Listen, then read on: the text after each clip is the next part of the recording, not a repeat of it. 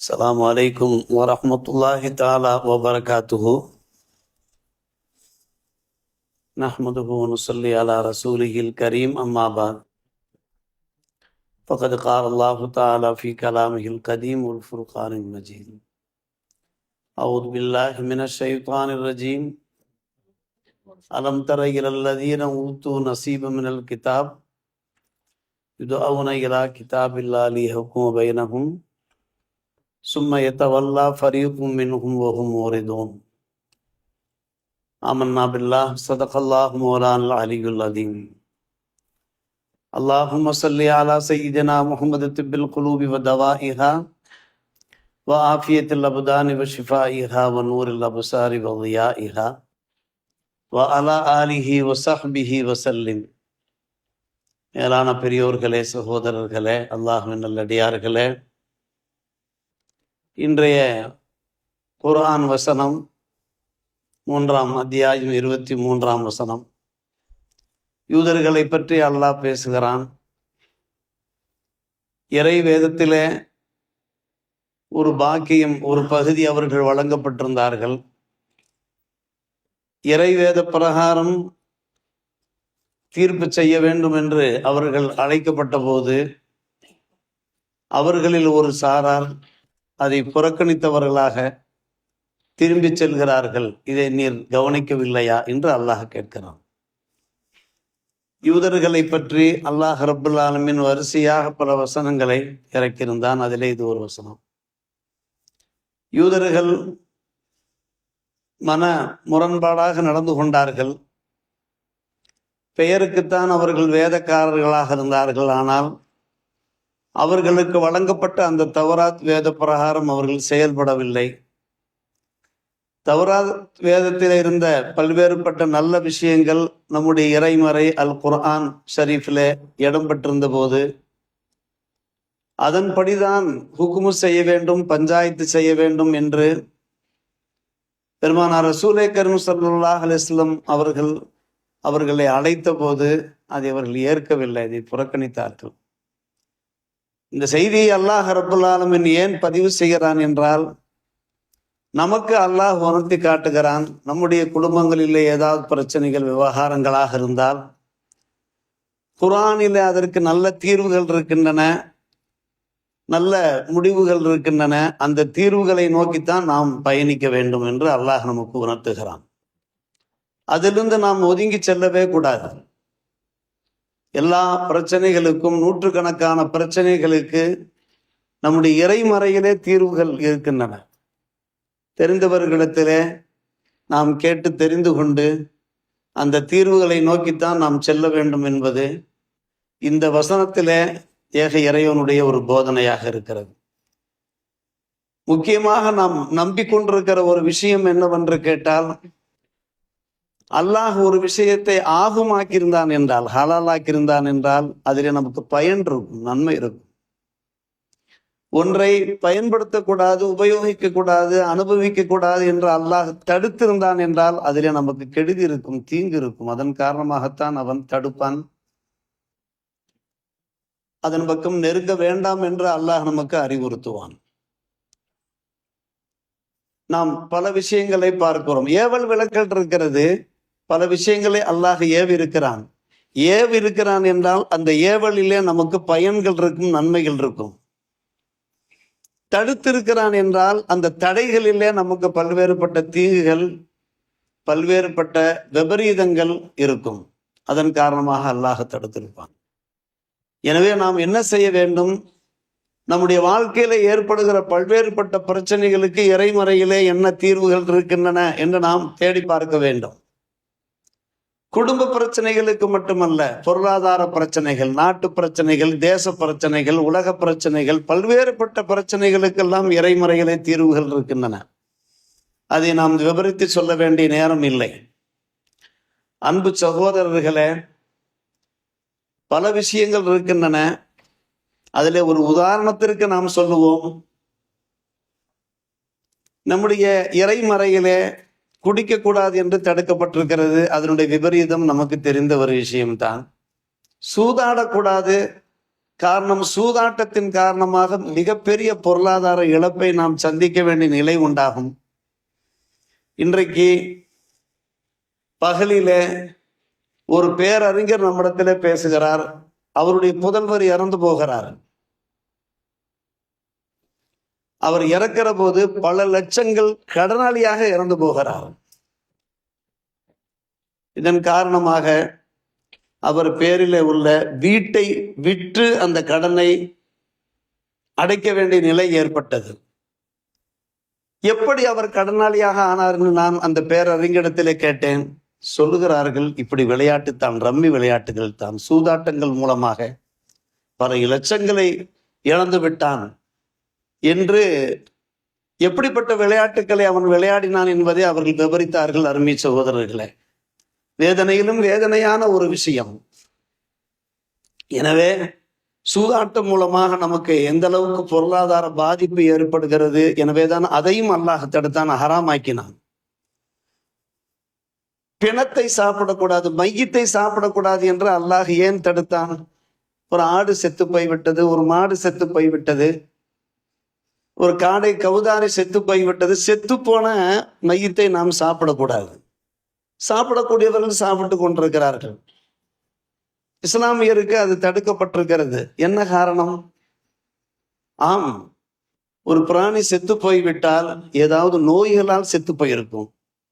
அந்த நோய்கள் நம்மை தொற்றிவிடக்கூடாது. அந்த பிராணியிலே அந்த இரத்தம் உறைந்து போயிருக்கும். காரணம், அது அறுக்கப்படவில்லை, இரத்தம் வெளியாகவில்லை. அந்த இரத்தத்திலே அந்த வியாதி ஒன்றி போயிருக்கும், தொற்றி போயிருக்கும். அதை நாம் சாப்பிட்டால் நம்முடைய நிலைமை என்ன ஆவது? இதனால் தான் அல்லாஹ் ரப்புல் ஆலமீன் மையத்தை சாப்பிடாதீர்கள், பிணத்தை சாப்பிடாதீர்கள் என்று அல்லாஹ் தடுத்தான். இதெல்லாம் ஒரு உதாரணம் தான். இஸ்லாமிய மார்க்கத்துல எதெல்லாம் ஹராமாக்கப்பட்டிருக்கிறதோ அதில் நமக்கு கெடுதிகள் இருக்கிறது, தீங்குகள் இருக்கிறது. எது ஹலாலாக்கப்பட்டிருக்கிறதோ அதில் தான் நமக்கு பயன்கள் இருக்கிறது, நன்மைகள் இருக்கிறது. எனவேதான் முன்னோர்கள் நல்லோர்கள் குர்ஆனை ஆராய்ந்து பார்த்தார்கள், சிந்தித்து பார்த்தார்கள். இப்னு மஸ்ஊத் ரலியல்லாஹு அன்ஹு அவர்கள் கூறுகிறார், முக்கியமான ஒரு விஷயம். நாங்கள் ஒரு 10 ஆயத்துக்கள் ஓதுவோம், அதுல உள்ள மானிகளை, ஞானங்களை நாங்கள் கற்றுக்கொள்வோம், கற்றுக்கொண்டு அதன் பிரகாரம் அமல் செய்வோம். அதற்கு பின்பு அடுத்த 10 ஆயத்துக்களை நாங்கள் ஓத துவங்குவோம் என்று சொல்கிறார். ஒரு 10 ஆயத்துக்களை ஓதி அதுல என்ன ஞானங்கள் இருக்கிறதோ, என்ன அறிவுரைகள் இருக்கின்றனவோ அதை வாழ்க்கையிலே கடைபிடிப்போம். அதற்கு பின்பு 10 ஆயத்துக்களை கற்றுக்கொள்வோம் என்கிறார்கள் ஹஜ்ரத் அப்துல்லா பின் மஸ்ஊத் ரலியல்லாஹு அவர்கள். குர்ஆன் ஓதப்படுவதற்கு மட்டுமல்ல, செயல்படுவதற்கும் குர்ஆன்.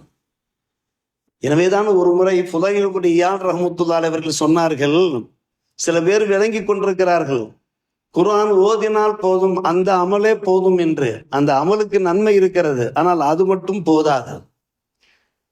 அமல் செய்வது என்றால் என்ன என்று ஃபுதைல் இப்னு இயாத் ரலியல்லாஹு அன்ஹு இடத்திலே திரும்ப கேட்டார்கள். அமல் செய்வது என்றால் என்னவா? அதுல என்ன ஹலாலோ அதை வாழ்க்கையில கடைபிடிக்க வேண்டும், என்ன ஹராமோ அதிலிருந்து ஒதுங்கி நிற்க வேண்டும். குர்ஆனிலே உள்ள அறிவுரைகள் பிரகாரம், அறவுரைகள் பிரகாரம் நாம் செயல்பட வேண்டும். அதுதான் உண்மையான கிராத்தாக அமைய முடியும் என்றார்கள் ஃபுதைல் இப்னு இயாத் ரஹ்மத்துல்லாஹி அலைஹி அவர்கள். குர்ஆனிலே எல்லா பிரச்சனைகளுக்கும் தீர்வுகள் இருக்கின்றன. அருமை சகோதரர்களே, பெரியவர்களே, இன்றைய காலகட்டத்திலே பல பிரச்சனைகள் நடைபெற்றவாறு இருக்கிறது. ஒரு வீட்டிலே ஒரு பிள்ளையை தத்தெடுத்து வளர்க்கிறார்கள் என்றால், தத்தெடுத்து வளர்க்கின்ற அந்த சுவீகார பிள்ளைகளுக்கு சொத்திலே பங்கு உண்டா என்று கேட்டால், இஸ்லாமிய ஷரியத்திலே என்ன இருக்கிறது? அந்த பெற்றோர் உயிரோடு இருக்கிற போது தாம் வளர்த்த பிள்ளைகளுக்கு எவ்வளவு எழுதி வைத்தாலும் தகும், அது அவர்களுக்கு சொந்தமாகும். ஆனால் இறந்து போய்விட்டால் தத்து பிள்ளைகளுக்கு, எடுத்து வளர்த்த பிள்ளைகளுக்கு சொத்திலே பாகம் கிடையாது. ஷரியத்திலே அதற்கு தீர்வு இருக்கிறது. அருமை சகோதரர்களே, பெரியவர்களே, ஒவ்வொரு பிரச்சனைக்கும் அதிலே நம்முடைய அல் குர்ஆன் ஷரீஃபிலே தீர்வு இருக்கிறது. ஃபத்வாக்கள் நிறைய கேட்கிறார்கள்.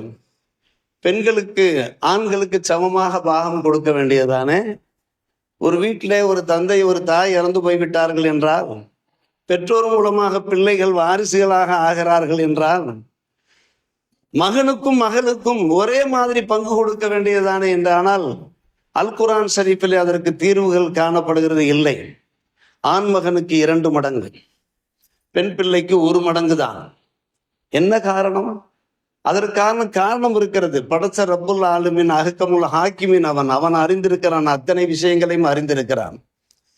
ஒவ்வொரு குடும்பத்திலையுமே பொறுப்புதாரிகள், சுமை தாங்கியல் ஆண்கள் தான். பெற்ற பெண் மக்களாக இருக்கட்டும், மனமுடித்த மனைவியாக இருக்கட்டும், பெற்ற தாயாக இருக்கட்டும், கூட பிறந்த சகோதரிகளாக இருக்கட்டும், அவர்களுக்கு பொறுப்பு இருக்கக்கூடியவர்கள் ஆண்கள் தான். அர்-ரிஜாலு கவ்வாமுன அலன் நிசா, குடும்பத்திலே நிர்வாகம் செய்ய தகுதி படைத்தவர்கள் ஆண்கள். அப்படியானால் ஆண்களுக்கு தான் 2 மடங்கு பாகம் தர வேண்டும் என்று நம்முடைய மார்க்கம் சொல்லுகிறது. பல பேர் ஃபத்வா கேட்பார்கள், எங்களுக்கு சமமாக பாகம் வேண்டும் என்று. உங்களுக்கு இடையில நீங்கள் எப்படி வேண்டுமானாலும் பங்கிட்டுக் கொள்ளுங்கள், பகிர்ந்து கொள்ளுங்கள், அது வேறு விஷயம். மார்க்கம் என்று வந்து விட்டால் இதுதான் சட்டம் என்று நாம் என்ன செய்வோம்? சட்டத்தை எடுத்துரைப்போம். ஒரு காலத்திலே முஹம்மடன் லா என்று சொல்லப்படக்கூடிய ஷரிய சட்டங்களுக்கு அவ்வளவு பெரிய மதிப்பு மரியாதை இருந்தது. ரிஜிஸ்டர் ஆபீஸுகளில் ரிஜிஸ்டர் செய்வதாக இருந்தாலும் கூட மதரசாக்களில் சென்று ஃபத்வாக்கள் வாங்கி கொண்டு வாருங்கள். யாராருக்கு என்னென்ன பாகம் என்பதை மதரசாக்கள் உறுதிப்படுத்தியதற்கு பின்னால் தான், சிக்னேச்சருக்கு பின்னால் தான் நாங்கள் பத்திரம் பதிய முடியும் என்று நம்ம மதரசாவுக்கு அனுப்பி கொண்டிருப்பார்கள். இப்போதும் அனுப்புகிறார்கள், அது வேறு விஷயம். நம்முடைய இஸ்லாமிய மார்க்கத்தில பாக பிரிவினை சட்டங்களை யார் யாருக்கு என்னென்ன பாகங்கள் என்பது விலாவாரியாக எடுத்துரைக்கப்பட்டிருக்கிறது. சமீபத்திலே ஒரு கேள்வி வந்தது. கணவன் மனைவி திருமணம் முடித்து விட்டார்கள், இருவருக்கும் இடையிலே தாம்பத்தியம் ஏற்படவில்லை, மகர் உடைய சட்டம் என்ன என்று கேட்டார்கள். குர்ஆனிலே தீர்வு இருக்கிறது. தாம்பத்தியம் ஏற்படாவிட்டால் நிஸ்ஃபுல் மகர் தான், அந்த பெண்ணுக்கு பாதி மகர் தான் என்று குர்ஆனிலே இருக்கிறது. தாம்பத்தியம் ஏற்பட்டிருந்தால் முழு மகர் கொடுத்து விட வேண்டும் என்று. உடனே பஞ்சாயத்தார்கள், நிர்வாகஸ்தர்கள், அவர்கள் வாயிலிருந்து அல்லாஹ் ரப்புல் ஆலமீன் அந்த சட்டத்தை வெளிப்படுத்தினான். சம்பந்தப்பட்டவர்களும் அதை சந்தோஷமா ஏற்றுக்கொண்டு விட்டார்கள். எப்போது குர்ஆனுடைய சட்டமோ அந்த குர்ஆனுடைய சட்டத்திற்கு செவி சாய்த்துத்தான் ஆக வேண்டும் என்று. எத்தனை பிரச்சனைகள் வந்தாலும் நம்முடைய இறைமறையிலே யூதர்கள் ஏற்க மறுத்தார்கள். அல்லாஹ் ரப்புல் ஆலமீன் 3:23 அத்தியாயத்திலே யூதர்கள் அந்த கிதாபினுடைய தீர்ப்பின் பக்கம் நீங்கள் வாருங்கள் என்று அழைக்கப்பட்ட போது அவர்கள் புறக்கணித்து போய்விட்டார்கள் என்று அல்லாஹ் சொல்லுவதற்கு நோக்கம் என்ன? நீங்கள் அப்படி புறக்கணித்து விடாதீர்கள். இறைமறையில என்ன சட்ட திட்டங்களோ அந்த சட்ட திட்டங்கள் பிரகாரம்தான் நீங்கள் செயல்பட வேண்டும் என்று. சமீபத்திலே ஒரு 4-5 ஆண்டுகள் இருக்கும், அருகே இருக்கக்கூடிய இஸ்லாமிய ஊரிலே ஒரு முஸ்லிம் குடும்பத்திலே 100கணக்கான பவுன் திருடப்பட்டது, சவரன் திருடப்பட்டது, திருட்டு போய்விட்டது. அது போலீஸ் கேஸ் வரை செல்ல வேண்டியது. அந்த குடும்பம் தம்முடைய குடும்ப மரியாதையை காப்பாற்றுவதற்காக வேண்டி அவர்கள் செல்லவில்லை. அதை அப்படியே மூடி மறைத்தார்கள். ஊரெல்லாம் செய்தி பரவிருந்தது. பின்னணியில் இருக்கக்கூடியவர்கள் யார் என்று கேட்டால் முஸ்லிம் அல்லாதவர்கள். எத்தனையோ முஸ்லிம் அல்லாதவர்கள் நல்லவர்களாக இருக்கிறார்கள். நாம் மனித நேயத்தை ஆதரிக்கிறோம், மத நல்லிணக்கத்தை போற்றுகிறோம், சிந்தித்தும் சந்தேகம் இல்லை. ஆனால் இன்றைக்கு ஹாஃபிஸா ஓதன வசனம் என்ன தெரியுமா? லா யத்தஹிதுல் முஃமினீன அல் காஃபிரீன அவுலியா. மூமின்கள் காபிர்களை உற்ற நண்பர்களாக, இரகசிய ஃப்ரெண்டுகளாக ஆக்கி விடாதீர்கள். எல்லா வகையான குடும்ப ரகசியங்களையும் நீங்கள் அவர்களிடத்திலே சொல்லிவிடாதீர்கள். எப்போதுமே யாருக்கு என்னென்ன அளவுகள் இருக்குதோ அந்த அளவுகள் பிரகாரம் அவர்களை நீங்கள் வைத்துக் கொள்ளுங்கள் என்று இறைமறை சொல்லுகிறது. அந்த திருட்டுக்கு காரணமாக இருந்தவர்கள் யார் என்பது இப்போது நீங்கள் புரிந்திருப்பீர்கள் அருமை சகோதரர்களே. பகலிலே லாக்கரிலே கொண்டு போய் வைக்க வேண்டும். கூட முஸ்லிம் அல்லாதவர் தான் வரப்போகிறார். அவர் இன்றைக்கு பல வேலைகள் இருக்கிறது என்று கூறுகிறார். பாதிக்கப்பட்ட பெண்மணி சொன்ன ஒரு உண்மையைத்தான் நாம் பேசிக் கொண்டிருக்கிறோம்.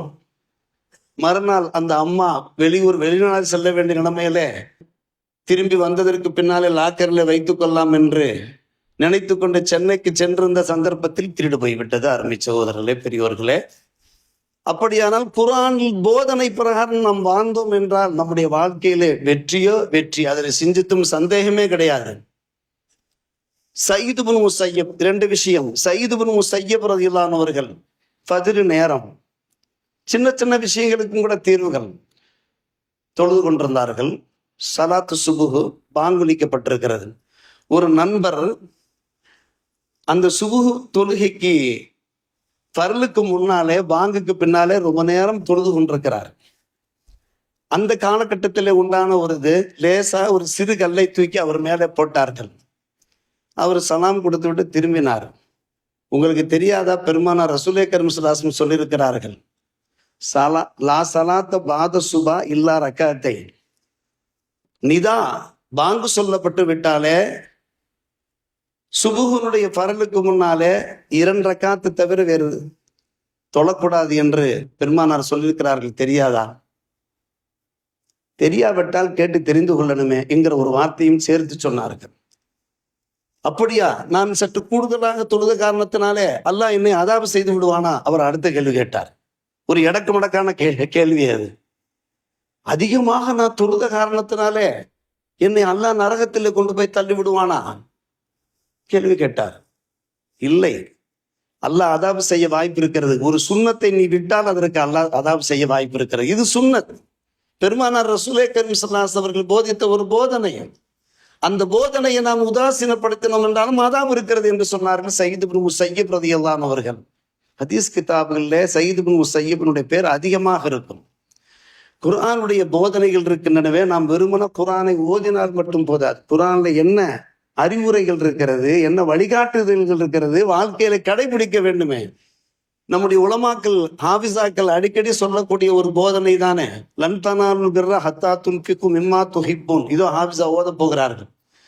அந்த வசனம் இறங்கிய மாத்திரத்திலேயே அபூ தல்ஹா ரலியல்லாஹு அன்ஹு அவர்கள் பெருமானார் ரசூலே கரீம் ஸல்லல்லாஹு அலைஹி வஸல்லம் வேகமாக வந்து, யா ரசூலல்லாஹ், இதோ மஸ்ஜித் நபவிக்கு எதிரே ஒரு அழகான பேரித்தம் தோட்டம் இருக்கிறது, பைருஹா என்கிற தோட்டம். அது உங்களுக்கு பிரியமான ஒரு தோட்டம். காரணம், பெருமானார் ரசூலே கரீம் ஸல்லல்லாஹு அலைஹி வஸல்லம் அவர்கள் அடிக்கடி அந்த தோட்டத்திற்கு சென்று அங்கே இருக்கக்கூடிய அந்த தண்ணீர் மதுரமாக இருக்கும், இனிப்பா ஸ்வீட்டாக இருக்கும், அதை அருந்துவார்கள். அந்த தோட்டத்தை நான் என்ன செய்கிறேன், அல்லாஹ்வுடைய பாதையில தர்மம் செய்கிறேன் என்று வந்து விட்டார். வசனம் இறங்கிய மாத்திரத்திலேயே லன் தனாலுல் பிர்ர ஹத்தா துன்ஃபிகு மிம்மா துஹிப்பூன். நீங்கள் விரும்பிய விஷயத்தை, விரும்பிய பொருள்களை மக்களுக்கு நீங்கள் வழங்குகிற வரை நீங்கள் நன்மையை பெற்றுக்கொள்ள மாட்டீர்கள் என்பது அந்த வசனத்தின் பொருள். அன்பான பெருமக்களே, நான் விரும்புகின்ற பொருள் இந்த பைருஹா என்கிற அந்த தோட்டம். நான் அல்லாஹ்வுடைய பாதையிலே அதை நான் வக்ஃப் செய்கிறேன் என்று சொன்ன போது உடனே பெருமானார் ரசூலே கரீம் ஸல்லல்லாஹு அலைஹி வஸல்லம் சொன்னார்கள், உங்களுடைய குடும்பத்திலே, உங்கள் உற்றார் உறவினர்களிலே ஏழை எளியவர்கள் இருக்கிறார்கள், அவர்களுக்கு நீங்கள் பகிர்ந்து கொடுத்து விடுங்கள் என்று சொன்னார்கள். அக்ரபீன் இருக்கிறார்கள், பனி அம்மிக்கு இருக்கிறார்கள், அதையும் ஏற்றுக்கொண்டார்கள். அபூ தல்ஹா ரலியல்லாஹு அன்ஹு அவர்கள் ஏற்றுக்கொண்டு, புகாரி ஷரீஃபினுடைய ஹதீஸ் இது. என்ன செய்தார்கள், தங்களுடைய உறவினர்கள் யார் ஏழை எளியவர், அது பல லட்சம் பெருமானம் உள்ள ஒரு தோட்டம். அதே போன்று பனி அம்மி தங்களுடைய செச்சா பசங்க நிறைய பேர் என்ன செஞ்சாங்க, ஏழை, அவங்களுக்கு அதை எடுத்து கொடுத்து விட்டார்கள். பெருமானார் ரசூலே கரீம் ஸல்லல்லாஹு அலைஹி வஸல்லம் அவருடைய அந்த ஹதீஸ், நீண்ட ஹதீஸ், அருமை சகோதரர், தாலிக மாலுன் ராபிஹு ராயி என்றெல்லாம் அந்த ஹதீஸ்ல பல்வேறுபட்ட நல்ல வார்த்தைகள் வருகின்றன. ஆம், குர்ஆன் என்பது ஓத மட்டுமல்ல, வாழ்க்கையில செயல்படுத்தவும் தான். யூதர்கள் இருக்கிறார்களே, அவர்கள் புறக்கணித்து போனார்களே, அதே போன்று இஸ்லாமியர்களே, அல்லாஹுடைய திருத்தூதருடைய உம்மத்துமார்களே, நீங்களும் அப்படி சென்று விடாதீர்கள். வெறுமன ஓதினால் மட்டும் போதாது, ஓதுவதில் நிச்சயமாக நன்மை இருக்கிறது, ஒவ்வொரு ஹர்ஃபுக்கும் நன்மை இருக்கிறது. ஆனால் அதை உள்ளத்திலே உள்வாங்கி வாழ்க்கையிலே கடைபிடிப்பதிலே பெருவாரியான நன்மைகள் இருக்கிறது என்பதைத்தான் இந்த வசனம் நமக்கு 23ஆம் அந்த வசனம் போதிக்கிறது. வாழ்க்கையிலே நாம் கடைபிடிப்போம். அல்லாஹ் நல்ல புரிவானாக.